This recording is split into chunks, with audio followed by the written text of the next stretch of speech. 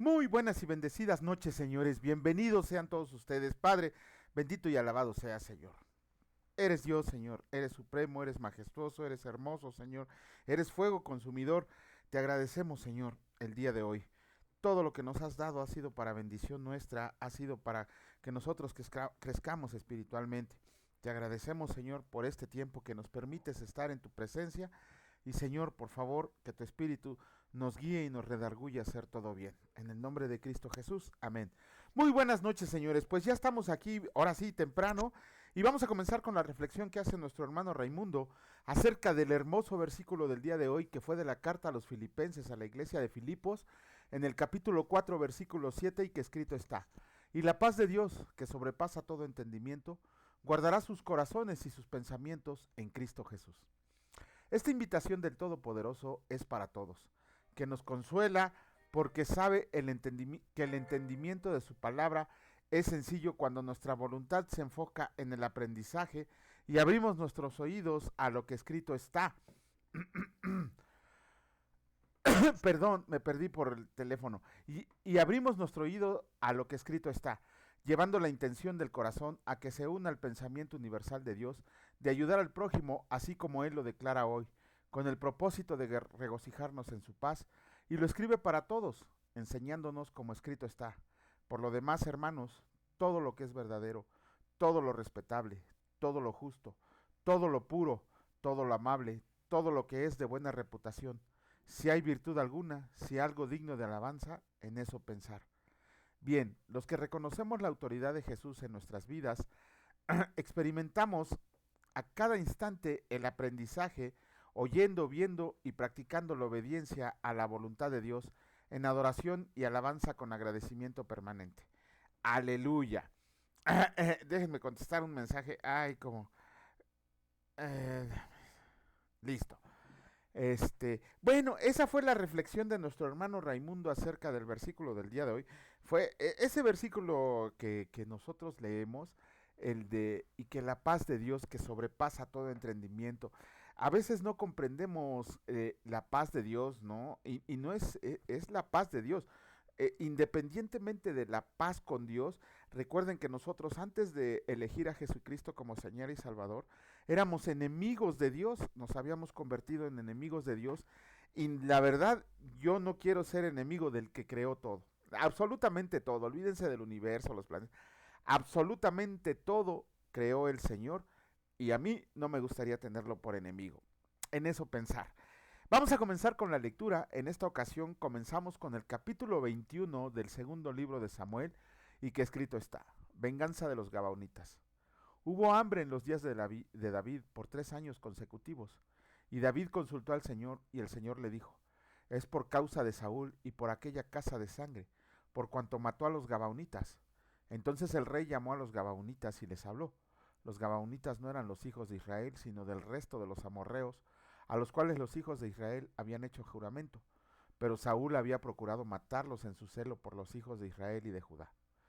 Dijo pues David a los Gabaonitas: ¿qué haré por ustedes o qué satisfacción les daré para que bendigan la heredad del Señor? Y los Gabaonitas le respondieron: no tenemos nosotros querellas sobre plata ni sobre oro con Saúl y con su casa, ni queremos ni queremos que muera hombre de Israel. Y él les dijo: lo que ustedes digan haré. Ellos respondieron al rey: de aquel hombre que nos destruyó y que maquinó contra nosotros para exterminarnos, sin dejar nada de nosotros en todo el territorio de Israel, dénsenos 7 varones de sus hijos, para que los ahorquemos delante del Señor en Gabá de Saúl, el escogido del Señor. Y el rey dijo: yo los daré. Y perdonó el rey a Mefiboset, hijo de Jonatán, hijo de Saúl, por el juramento del Señor que hubo entre ellos, entre David y Jonatán, hijo de Saúl. Pero tomó el rey a 2 hijos de Rispa, hija de Aja, las cuales ella había tenido de Saúl, Armoni y Mefiboset, y a 5 hijos de Mical, hija de Saúl, las cuales ella había tenido de Adriel, hijo de Barzillai Meolatita, y los entregó en manos de los Gabaonitas, y ellos los ahorcaron en el monte delante del Señor. Y así murieron juntos aquellos 7, los cuales fueron muertos en los primeros días de la siega, al comenzar la siega de la cebada.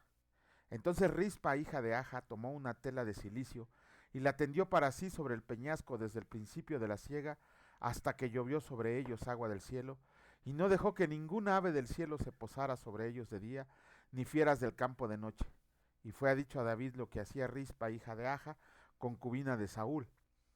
Entonces David fue y tomó los huesos de Saúl y los huesos de Jonatán su hijo, de los hombres de Jabes de Galad, que los habían hurtado de la plaza de Bet-San, donde los habían colgado los filisteos, cuando los filisteos mataron a Saúl en Gilboa, e hizo llevar ahí los huesos de Saúl y los huesos de Jonatán su hijo, y recogieron también los huesos de los ahorcados, y sepultaron los huesos de Saúl y los de su hijo Jonatán en tierra de Benjamín, en Sela, en el sepulcro de Cis su padre. Hicieron todo lo que el rey había mandado, y Dios fue propicio a la tierra después de esto. Abisai libra a David el gigante. Volvieron los filisteos a hacer la guerra a Israel, y descendió David y sus siervos con él, y pelearon con los filisteos, y David se cansó. E Isbi Benob, uno de los descendientes de los gigantes, cuya lanza pesaba 300 ciclos de bronce, y quien estaba ceñido con una espada nueva, trató de matar a David, mas Abisai, hijo de Sarbia, llegó en su ayuda, e hirió al filisteo y lo mató. Entonces los hombres de David le juraron diciendo: nunca más de aquí en adelante saldrás con nosotros a la batalla, no sea que apagues la lámpara de Israel. Los hombres de David matan a los gigantes. Otra segunda guerra hubo después en Gob contra los filisteos. Entonces Sibecai Usatita mató a Saf, que era uno de los descendientes de los gigantes. Hubo otra vez guerra en Gob contra los filisteos, en la cual el Anán, hijo de Jaare Oregim de Belén, mató a Goliat Geteo, el asta de cuya lanza era como el rodillo de un telar. Después hubo otra guerra en Gat, donde había un hombre de gran estatura, el cual tenía 12 dedos en las manos y otros 12 en los pies, 24 por todos, y también era descendiente de los gigantes. Este desafió a Israel y lo mató Jonatán, hijo de Simea, hermano de David. Estos 4 eran descendientes de los gigantes en Gat, los cuales cayeron por mano de David y por mano de sus siervos. Capítulo 22 del segundo libro de Samuel, escrito está: Cántico de liberación de David. Habló David al Señor las palabras de este cántico, el día que el Señor le había librado de la mano de todos sus enemigos y de la mano de Saúl. Dijo: el Señor es mi roca y mi fortaleza y mi libertador. Dios mío, fortaleza mía, en él confiaré. Mi escudo y el fuerte de mi salvación, mi alto refugio, Salvador mío, de violencia me libraste. Invocaré al Señor, quien es digno de ser alabado, y seré salvo de mis enemigos. Me rodearon ondas de muerte y torrentes de perversidad me atemorizaron. Ligaduras del Seol me rodearon, tendieron sobre mí lazos de muerte. En mi angustia invoqué al Señor y clamé a mi Dios. Él oyó mi voz desde el templo, y mi clamor llegó a sus oídos. La tierra fue conmovida y tembló, y se conmovieron los cimientos de los cielos. Se estremecieron porque se indignó él. Humo subió de su nariz y de su boca fuego consumidor. Carbones fueron por él encendidos, e inclinó los cielos y descendió, y había tinieblas debajo de sus pies, y cabalgó sobre un querubín y voló. Voló sobre las alas del viento, puso tinieblas por su escondedero alrededor de sí. Oscuridad de aguas y densas nubes por el resplandor de su presencia, se encendieron carbones ardientes. Y tronó desde los cielos el Señor, y el Altísimo dio su voz, envió sus saetas y los dispersó, y lanzó relámpagos y los destruyó. Entonces aparecieron las torrentes de aguas y quedaron al descubierto los cimientos del mundo, a la reprensión del Señor por el soplo del aliento de su nariz. Envió desde lo alto y me tomó, me sacó de las muchas aguas, me libró de poderoso enemigo, y de los que me aborrecieran eran más fuertes que yo, me asaltaron en el día de mi quebranto. Mas el Señor fue mi apoyo y me sacó a lugar espacioso. me libró porque se agradó de mí. El Señor me ha premiado conforme a mi justicia. Conforme a la limpieza de mis manos me ha recompensado. Porque yo he guardado los caminos del Señor y no me aporté impíamente de mi Dios, pues todos sus decretos estuvieron delante de mí y no me ha apartado de sus estatutos. Fui recto para con él y me ha guardado de mi maldad, por lo cual me ha recompensado el Señor conforme a mi justicia, conforme a la limpieza de mis manos delante de su vista. Con el misericordioso te mostrarás misericordioso, y recto para con el hombre íntegro. Limpio te mostrarás para con el limpio, y rígido serás con el perverso. Porque tú salvas al pueblo afligido, mas tus ojos están sobre los altivos para abatirlos. Tú eres mi lámpara, oh Señor, mi Dios alumbrará mis tinieblas. Contigo desbarataré ejércitos y con mi Dios asaltaré muros. En cuanto a mi Dios, perfecto es su camino y acrisolada la palabra del Señor. Escudo es a todos los que en él esperan, porque ¿quién es Dios sino solo el Señor? ¿Y qué roca hay fuera de nuestro Dios? Dios es el que me ciñe de fuerza y quien despeja mi camino, quien hace mis pies como de ciervas y me hace estar firme, sobre mis alturas, quien adiestra mis manos para la batalla, de manera que se doble el arco de bronce en mis brazos. Me diste asimismo el escudo de tu salvación, y tu benignidad me ha engrandecido. Tú ensanchaste mis pasos debajo de mí, y mis pies no han resbalado. Perseguiré a mis enemigos y los destruiré, y no volveré hasta acabarlos. Los consumiré y los heriré de modo que no se levanten. Caerán debajo de mis pies, pues me ceñiste de fuerzas para la pelea. Has humillado a mis enemigos debajo de mí, y has hecho que mis enemigos me vuelvan las espaldas, para que yo destruya a los que me aborrecen. Clamaron y no hubo quien los salvara. Aún al Señor, mas él no les oyó. Como polvo de la tierra los molí, como lodo de las calles los pisé y los trituré. Me has librado de las contiendas del pueblo. Me guardaste para que fuera cabeza de naciones. Pueblo que yo no conocía me servirá. Los hijos de extraños se someterán a mí. Al oír de mí me obedecerán. Los extraños se debilitarán y saldrán temblando de sus encierros. Vive el Señor y bendita sea mi roca, y engrandecido sea el Dios de mi salvación. El Dios que venga mis agravios y sujeta de pueblos debajo de mí. El que me libra de mis enemigos y aún me exalta sobre los que se levantan contra mí. Me libraste del varón violento. Por tanto, yo te confesaré entre las naciones, oh Señor, y cantaré a tu nombre. Él salva gloriosamente a su rey y usa de misericordia con su ungido, a David y a su descendencia para siempre. Bueno, con eso terminamos la lectura del Antiguo Testamento. También ya casi acabamos el libro, el segundo libro de Samuel. Aquí lo interesante primero, lo que vemos es que los Gabaonitas, ¿se acuerdan quiénes eran los Gabaonitas? Los que engañaron a Josué. Cuando leímos el libro de Josué, vimos quiénes eran ellos. Si no recuerdan, regrésense a Josué. Mm, Perdón, regrésense a Josué y ahí se van a enterar quién eran los Gabaonitas y cómo Josué les había perdonado la vida.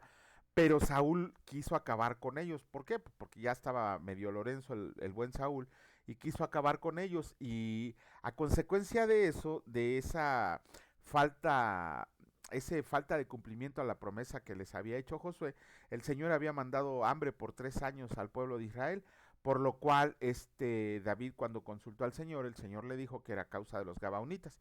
Y David fue a hablar con ellos diciéndoles que qué era lo que querían, y los Gabaonitas les respondieron que no querían dinero, no querían plata, no querían oro, no querían nada que no fuera la sangre de la casa de Saúl. Recuerden que ya habíamos visto que había varios hijos de Saúl por ahí regados, y uno de ellos era Mefiboset, que era hijo de Jonatán, hijo de Saúl. Y obviamente, como David le había jurado a Jonatán que no iba a hacerle nada a los de su casa, le perdonó la vida a Mefiboset. Pero una concubina tenía 2 hijos de Saúl, una tal Rispa, y además Mical tenía hijos también, nietos de Saúl, que no eran de David. Recuerden que también leímos en la palabra que Mical, cuando regresó con David, ya jamás pudo volver a tener hijos. Entonces los hijos que tenía los tuvo. Recuerden también que cuando David andaba huyendo, Saúl entregó a su hija Mical por esposa a otro hombre. ¿Cómo se llama? No sé, aquí está el nombre, no me acuerdo cómo se llama, pero es un Barcilita o algo así. A él se los dio y con ellos tuvo hijos, pero esos 5 hijos que tuvo con él, no sabemos si tuvo más. David se los entregó a los Gabaonitas y los Gabaonitas los ahorcaron en venganza de lo que había querido hacer Saúl con ellos.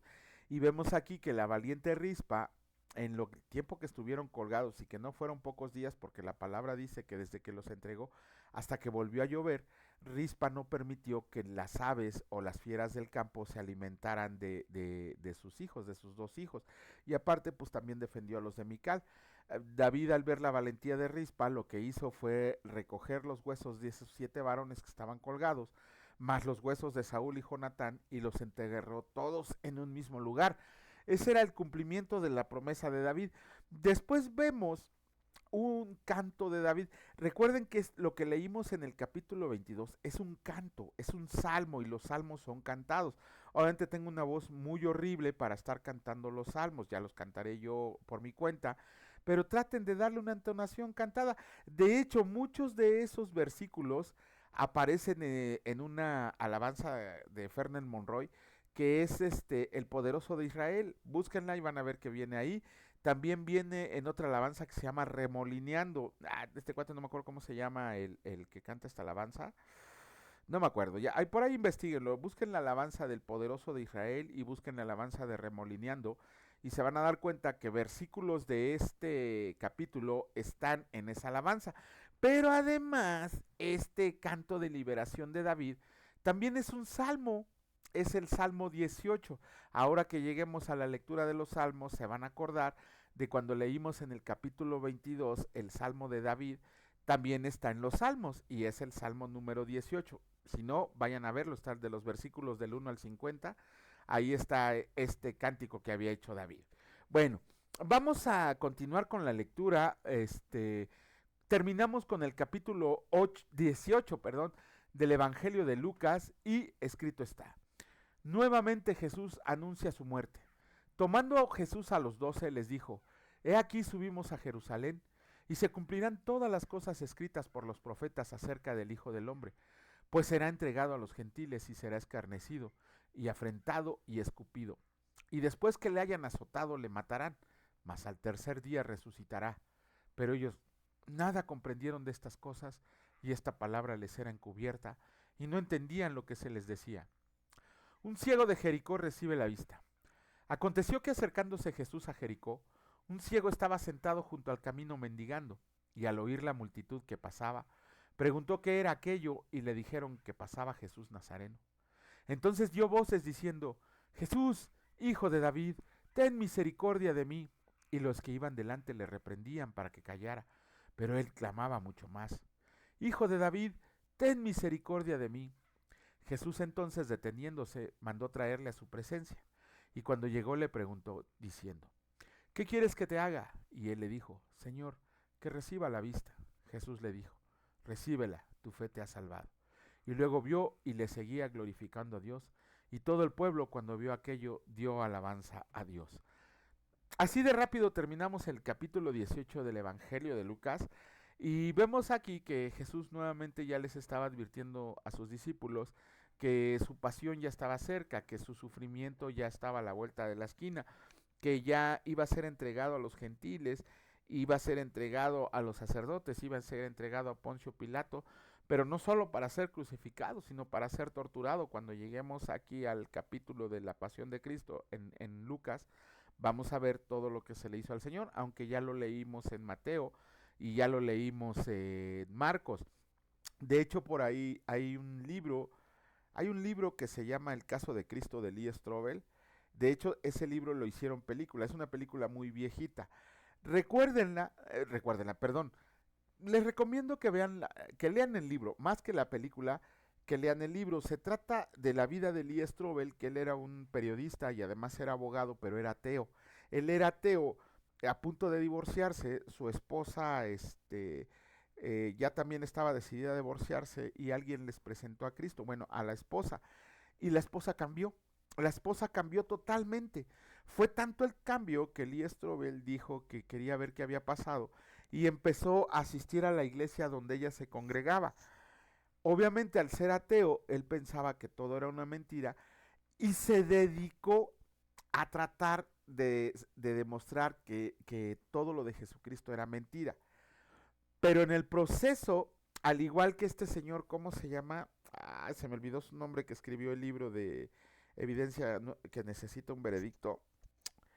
Ah, Se me olvidó el nombre, pero al igual, Lee Strobel, siendo ateo y cuando se dedicó a investigar lo de Jesucristo, terminó rindiéndose al cristianismo, dándose cuenta de que era verdad todo lo que se dice de Jesucristo. Y escribió un libro acerca de esa travesía que se llama así, El caso de Cristo. De hecho, es una serie de libros, El caso de Cristo, El caso de la fe, El caso de Dios, El caso de Jesús verdadero, El caso de los milagros. muy recomendables, se los recomiendo que los lean, toda la serie, son 7, 8 libros, no recuerdo en este momento, hasta donde sé son 7 libros, no sé si hay uno más. Investiguen la bibliografía de Lee Strobel para que vean, sobre todo el primero, el caso de Cristo, ¿no? Cómo en ese camino de su ateísmo para tratar de desvirtuar lo que se decía de Jesucristo, terminó convencido totalmente que todo lo de Jesucristo es verdadero y real. Hay un capítulo, hay un capítulo en específico donde él entrevista a un médico forense especializado con muchos premios y ha publicado libros, ha publicado ¿cómo se llama? En revistas científicas. También se me fue el nombre, disculpen, hace mucho que leí el libro, recuerdo partes importantes, no recuerdo los nombres de este forense, léanlo. Y este forense hace un análisis de lo que sufrió Jesucristo. Cuando ustedes leen lo que sufrió Jesucristo médicamente, realmente, como si él hubiera hecho una autopsia, sea los golpes, las espinas, la madera, todo esto, cuando ustedes lo leen, por lo menos yo cuando leí no pude evitar las lágrimas al ver todo lo que había sufrido nuestro Señor y Salvador por mi causa, por mi causa. Ya si ustedes quieren decir que no, por lo menos por mi causa sufrió todo eso Jesucristo. Léanlo, léanlo, no hay ningún problema. De hecho, también creo en YouTube hay segmentos de esa película que se llama El caso de Cristo. Lean la entrevista con el médico forense que les digo y se van a dar cuenta que es una verdadera salvajada lo que le hicieron a nuestro Señor, para que vean cómo cuando Jesús anunció su muerte sabía lo que estaba por venir. Y luego pues lo de el ciego de Jericó que recibe la vista, cuando lo leímos en Marcos, dimos una explicación más amplia acerca de qué significa cuando nuestro Señor Jesús le pregunta qué quieres que te haga. Era un ciego que estaba acostumbrado a mendigar, que estaba acostumbrado a pedir limosna, ciego de nacimiento que no podía hacer nada, que no sabía trabajar. Y cuando Jesucristo le pregunta qué quieres que haga, prácticamente le estaba diciendo, ¿estás seguro que quieres cambiar de vida? ¿Estás seguro que quieres dejar tu comodidad de estar pidiendo limosna? ¿Estás seguro que quieres dejar la comunidad de que la gente te esté dando dinero para que recobres la vista y te pongas a trabajar? Eso fue lo que el Señor Jesús le quiso preguntar. Y el ciego por fe dijo, quiero.